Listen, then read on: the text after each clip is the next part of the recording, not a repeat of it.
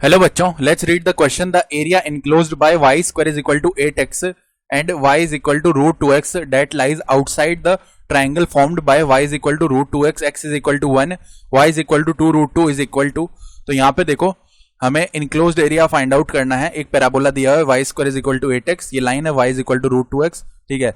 वो एरिया जो कि इस ट्राइंगल जो फॉर्म हो रहा है y is equal to root 2x, x is equal to 1 और y is equal to 2 root 2, इससे आउटसाइड है, ठीक है। तो की कॉन्सेप्ट लिख लेते हैं। की कॉन्सेप्ट देखो, यहां पे हम एक इंटीग्रेशन का फॉर्मूला पता होना चाहिए कि x raise to power n, इसका जो इंटीग्रेशन है x के रिस्पेक्ट में वो क्या होता है, x raise to power n plus 1 upon n plus 1 plus में कांस्टेंट c, जहां पे n कोई भी कांस्टेंट हो सकता है लेकिन -1 नहीं हो सकता, ठीक है। तो अब देखो डायग्राम बना लेते हैं जिससे कि ये और हमें अच्छे से समझ में आ जाए। तो ये मान लो हमारा y एक्सिस है और ये हमारा मान लो x एक्सिस है, ठीक है। अब parabola y square is equal to 8x, ये पैराबोला कुछ इस तरीके का होगा। ये एक पैराबोला आ रहा है हमारे पास, y square is equal to 8x, ठीक है। अब जो लाइन है, कौन सी लाइन, वो बना रहे हैं हम सबसे पहले, y is equal to 2 root 2। तो यहां पे मान लो कोई पॉइंट आ रहा होगा 0,2 रूट 2। तो ये जो लाइन है ये ऐसे जाएगी, ठीक है। ये हमारी लाइन हो गई। कौन सी लाइन है, y is equal to 2 root 2, सही है। फिर हमारे पास एक लाइन है y is equal to root 2x, तो ये ऐसे जा रही होगी, y इज इक्वल टू, ऐसे स्ट्रेट लाइन है ये लाइन कौन सी है, y is equal to root x, y is equal to root 2x, okay, root x नहीं रूट 2x है, ठीक है। उसके बाद देखो यहां पे एक और लाइन है x इज इक्वल टू 1 वाली लाइन, ठीक है। तो x is equal to 1 line इस तरीके से जा रही होगी, देखो एकदम स्ट्रेट लाइन है ये, और ये x इज इक्वल टू 1 वाली लाइन है। तो ये जो पॉइंट है ये क्या आ रहा होगा, 1,0 आ रहा होगा, सही है। फिर यहां पे देखो एक छोटा सा ट्राइंगल बन रहा है, अगर हम ध्यान से देखें, इस पॉइंट को अगर हम a बोल दें, इस पॉइंट को b बोल दें, इस पॉइंट को c बोल दें, तो हमें एरिया कौन सा बताना है, देखो हाईलाइट कर लेते हैं उस एरिया को। यहाँ पे हमें वो एरिया बताना है जो कि इनक्लोज्ड है, लेकिन ये ट्राइंगल को इंक्लूड नहीं करना। तो देखो पहले तो इतना इतना एरिया लेना है जो कि हाईलाइटेड है, फिर इस ट्राइंगल को इंक्लूड ना करते हुए रेस्ट ऑफ द एरिया ले लेना है, ठीक है। तो पहले देखो हम एक्स एक्सिस में कहां से कहां तक जा रहे हैं, 0 से स्टार्ट हो रहे हैं, ठीक है, और कहां तक जा रहे हैं हम वो देख लेते हैं हम। तो यहां पे देखो ये इंटरसेक्शन पॉइंट किस किस का, ये वाला इंटरसेक्शन पॉइंट, अगर हम इसको d बोलें तो d निकालने के लिए ये y is equal to root 2x और पैराबोला दोनों का इंटरसेक्शन पॉइंट है। तो देखो दोनों के इक्वेशन को सॉल्व कर लेते हैं, वहां से हमें मिल जाएगा। तो y square is equal to 8x और y is equal to root 2x, y की जगह यहां पर रूट 2x रख दो, तो क्या आ जाएगा, 2x square is equal to 8x। तो 2x अगर कॉमन कर लिया तो x माइनस 4 बचेगा जो कि 0 के इक्वल है। तो ये दोनों कहां कहां कट करेंगे, एक तो x इज इक्वल टू 0 पर, क्योंकि 2 तो 0 हो नहीं सकता, और x माइनस 4 को 0 के इक्वल पुट करने पर x इज इक्वल टू 4। यानी यहां पर ये जो पॉइंट है इसका जो x कोऑर्डिनेट है वो क्या रहा होगा, 4,0, ये पॉइंट आ रहा होगा, ठीक है।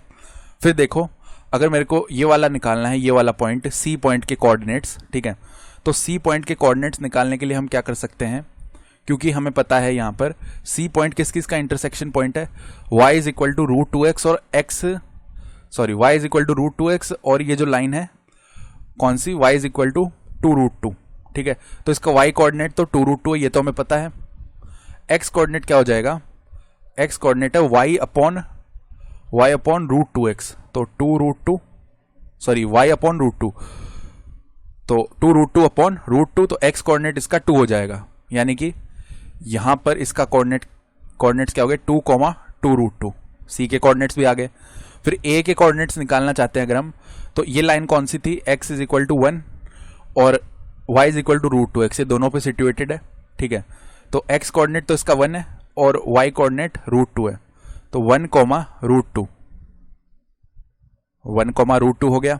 अब देखो यहाँ पे ये 2 रूट 2 है और यहाँ पे रूट 2 आ रहा है, तो ये जो इतना इतना AB है, AB की लेंथ क्या आ सकती है, रूट 2 आ सकती है। तो AB तो रूट 2 हो गया, AB √2 यूनिट्स हो गया। फिर अगर हम BC की बात करें जो बेस का रोल प्ले करेगी यहाँ पे, वो कितना हो जाएगा, देखो यहाँ पे x कोऑर्डिनेट का डिफरेंस कर लो डायरेक्ट, क्योंकि सॉरी जो x कोऑर्डिनेट्स है उनका डिफरेंस कर लो, क्योंकि y कोऑर्डिनेट तो सेम है, 0 है दोनों का, ठीक है। तो हम क्या करने वाले हैं यहाँ पे, BC की जो लेंथ है वो कितनी आ जाएगी हमारे पास, BC की लेंथ, या हम ऐसे बोल सकते हैं डायरेक्टली x कोऑर्डिनेट्स का अगर हम डिफरेंस कर लें तो वो 1 यूनिट आएगी। 2 - 1 1 होता है, तो 1 यूनिट, ठीक है। तो अब अगर हम लिखें area of ABC, area of triangle ABC वो कितना होता है, 1/2 multiplied by base multiplied by height, तो ये आ गया हमारे पास √2/2 स्क्वायर यूनिट्स, ठीक है। अब हमें ये ट्राइंगल का एरिया तो नहीं चाहिए, हमें केवल हाईलाइटेड पोर्शन का एरिया चाहिए, तो इसके लिए हम इंटीग्रल का यूज करेंगे। तो देखो, तो हम क्या लिख सकते हैं, देखो यहां से रिक्वायर्ड एरिया जो ऊपर कर्व है, तो पहले इंटीग्रेशन लगाओ और x कोऑर्डिनेट में 0 से 4 तक जा रहे हैं। जो ऊपर कर्व थी वो पैराबोला थी, तो पैराबोला से हमने निकाल लिया y = √8x आने वाला है, ठीक है। तो √8x माइनस में जो लाइन की इक्वेशन है वो क्या थी यहाँ पे, √2x, यहाँ पे x बार है, ठीक है, और dx। अब ये तो पूरा एरिया हो, लेकिन हमें ट्राइंगल का एरिया नहीं चाहिए, माइनस में ट्राइंगल का एरिया था √2/2, तो इसको सॉल्व कर लेते हैं। √8 बाहर आ गया, इंटीग्रेशन ऑफ √x यानी x⁻1/2, इसका इंटीग्रेशन किया तो x⁻3/2, और 3/2 से डिवाइड करेंगे तो 2 यहाँ आ गया, 3 में आ गया। फिर यहाँ पे लिमिट लगा दी 0 से 4, माइनस में √2 बाहर आ गया, x का इंटीग्रेशन x² और अपॉन में आ जाएगा 2, ठीक है। और यहाँ पे लिमिट लगा दी हमने 0 से 4 तक जा रहे हैं, ठीक है। फिर माइनस में √2/2 हो गया, तो जो रिक्वायर्ड एरिया वो क्या बन जाएगा, अब upper limit minus lower limit करेंगे। यहाँ पे देखो √8 को हम कैसे लिख सकते हैं, रूट के अंदर 4 मल्टीप्लाई में 2 और 2 को बाहर निकाल लिया, ठीक है। तो यहाँ पे कितना आ जाएगा, 4√2/3। अब अपर लिमिट लगाई तो 4⁻3/2, 4 को कैसे लिख सकते हैं, 2² इसकी पावर 3/2, तो पावर के ऊपर पावर मल्टीप्लाई हो गई तो 2³ बनेगा जो कि 8 होता है, और 8 माइनस में 0 वापस 8 ही आ जाएगा। फिर देखो माइनस में √2/2, फिर यहाँ पे 4 का स्क्वायर बनेगा जो कि क्या होता है, 16 होता है, ठीक है। फिर माइनस में √2/2 हो जाएगा, तो 2 यहाँ पे डिवाइड करेगा 16 को 8 टाइम्स, ये कितना हो गया, 32√2/3, माइनस में 8√2 माइनस में √2/2। अब एलसीएम ले लेते हैं जो कि 6 आएगा, ठीक है। तो यहाँ पे 64√2 बनेगा, माइनस में 48√2 बन जाएगा, माइनस में 3√2 बन जाएगा। तो 64 माइनस में 48 किया पहले, ठीक है।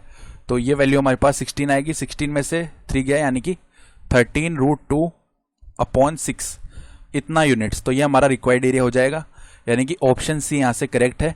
I hope you understood this explanation. Best of luck.